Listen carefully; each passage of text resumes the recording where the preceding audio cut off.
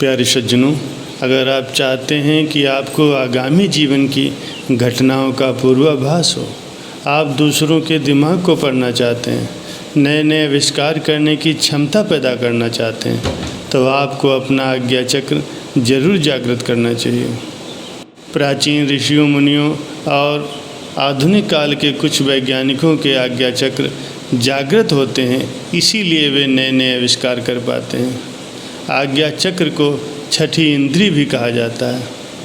इस वीडियो में आपको आज्ञा चक्र से संबंधित पूरी जानकारी प्राप्त होगी, जैसे आज्ञा चक्र कहाँ स्थित होता है, आज्ञा चक्र कैसे काम करता है, आज्ञा चक्र जागृत होने से क्या क्या फ़ायदे हैं, आज्ञा चक्र जागृत न होने से क्या क्या नुकसान है, तथा आज्ञा चक्र जागृत होने के लक्षण क्या क्या हैं। आज्ञा चक्र का स्थान दोनों आँखों के बीच में है। इसकी आकृति है 2 पंखड़ियों वाले कमल के फूल जैसी। इसका रंग गहरा नीला है। इसका प्रतीक है, ये भविष्य की घटनाओं का पूर्वाभास कराता है। आज्ञा चक्र जागृत होने से निम्न फायदे होते हैं। पहला है, व्यक्ति को भविष्य की घटनाओं का पूर्वाभास होने लगता है। ये पूर्वाभास उसे सपने के द्वारा या किसी दूसरे तरीके से भी हो सकता है। व्यक्ति अपने विचारों को अच्छी तरह से कंट्रोल कर सकता है। अगला है, ऐसे व्यक्ति का दिमाग किसी भी प्रॉब्लम को हल करने में सक्षम होता है। इसी कारण जागृत आज्ञा चक्र वाला व्यक्ति नए नए आविष्कार और नए नए बिजनेस का सृजन कर सकता है। जिस व्यक्ति का आज्ञा चक्र जागृत होता है वो टेलीपैथी भी कर सकता है। टेलीपैथी के द्वारा एक व्यक्ति अपने विचारों को दूसरे शहर में बैठे व्यक्ति तक बिना कोई बात किए पहुंचा सकता है। ऐसा व्यक्ति किसी भी दूसरे व्यक्ति का दिमाग भी पढ़ सकता है। अगर कोई व्यक्ति उसे धोखा देना चाहे तो भी वो नहीं दे सकता है। व्यक्ति में खुद के शरीर में स्थित किसी भी प्रकार की बीमारी को ठीक करने की क्षमता उत्पन्न हो जाती है। व्यक्ति में डर का भाव खत्म हो जाता है और व्यक्ति हमेशा खुश और आनंदित रहता है। आज्ञा चक्र जागृत न होने से क्या नुकसान है? आज्ञा चक्र के जागृत न होने से बहुत प्रकार से शारीरिक और मानसिक नुकसान होते हैं। शारीरिक नुकसान में व्यक्ति को आँखों से संबंधित समस्या हो सकती है। व्यक्ति अंधा या उसकी ज्योति कमज़ोर हो सकती है। सिर दर्द, कानों से संबंधित कोई समस्या, नाक से संबंधित कोई समस्या हो सकती है।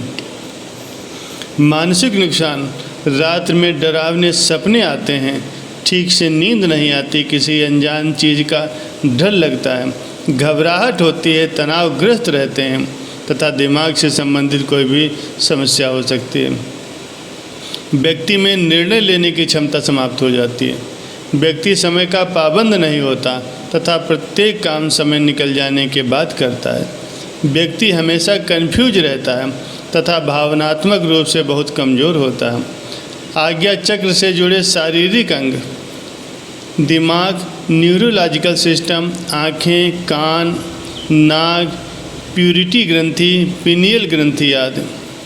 आज्ञा चक्र को जागृत करने के तरीके क्या हैं? आज्ञा चक्र को जागृत करने के बहुत सारे तरीके हैं। ये सभी तरीके बहुत आसान हैं। आप बिना किसी प्रकार की मदद के आप अपने घर पर ही कर सकते हैं। पहला है, आज्ञा चक्र पर ध्यान करें। किसी भी चक्र को जागृत करने का सबसे पावरफुल तरीका ध्यान है। प्रत्येक चक्र को जागृत करने के लिए अलग अलग मंत्र के उच्चारण करने पड़ते हैं। अगर आपको मंत्र मिल चुका है तो आप उसी मंत्र का उच्चारण करके अपने आज्ञा चक्र को जागृत कर सकते हैं। आज्ञा चक्र को जागृत करने के लिए आपको दोनों नेत्रों के मध्य में ध्यान करना होता है। ध्यान लगाते समय आपको ये महसूस करना है कि आपका आज्ञा चक्र क्लॉकवाइज घूम रहा है और उसकी सारी शक्तियाँ भी जागृत हो रही हैं। आप अपने सपनों, अपने विचारों पर ध्यान दें। आज्ञा चक्र को जागृत करने का एक तरीका ये भी है कि आप अपने दिमाग में चल रहे फालतू के विचारों को बंद करें। या विचार पैदा होने की गति कम करें, क्योंकि जब आपके दिमाग में विचारों की संख्या कम होगी तभी आपका दिमाग आज्ञा चक्र की शक्ति को महसूस कर पाएगा। तीसरा है रेकी मास्टर के द्वारा। अगर किसी व्यक्ति का आज्ञा चक्र बहुत ही इम्बैलेंस है तो उसे आप रेकी मास्टर की मदद से सही कर सकते हैं। रेकी मास्टर चेक करके ये बता सकते हैं कि आपका आज्ञा चक्र कितना जागृत है और वे अपनी मेडिटेशन पावर के द्वारा आपके आज्ञा चक्र को जागृत कर सकते हैं। आज्ञा चक्र को जागृत करने के लिए चंदन और रोली का टीका भी लगाया जाता है। अगला है क्रिस्टल थेरेपी के द्वारा। क्रिस्टल एक प्रकार का पत्थर होता है, लेकिन ये साधारण पत्थर से अलग होता है। इसको आज्ञा चक्र पर रखने से भी आज्ञा चक्र धीरे धीरे जागृत होने लगता है। आज्ञा चक्र को जागृत करने के लिए आपको कुछ संकल्प करने होंगे। आपको रोज़ाना सुबह और रात को सोने से पहले इनको दोहराना होगा, तभी आप सही तरीके से फ़ायदा उठा सकते हैं। पहला है, मैं अपने सपनों पर भरोसा करता हूँ तथा मुझे खुद पर पूरा भरोसा है कि मैं अपने सपनों को पूरा कर सकता हूँ। मैं जीवन में नई संभावनाओं को देखने की कोशिश करता हूँ तथा नई बातों को स्वीकार भी करता हूँ। अपने अंदर की आवाज़ को सुनने की कोशिश करता हूँ, उसे नकारता नहीं।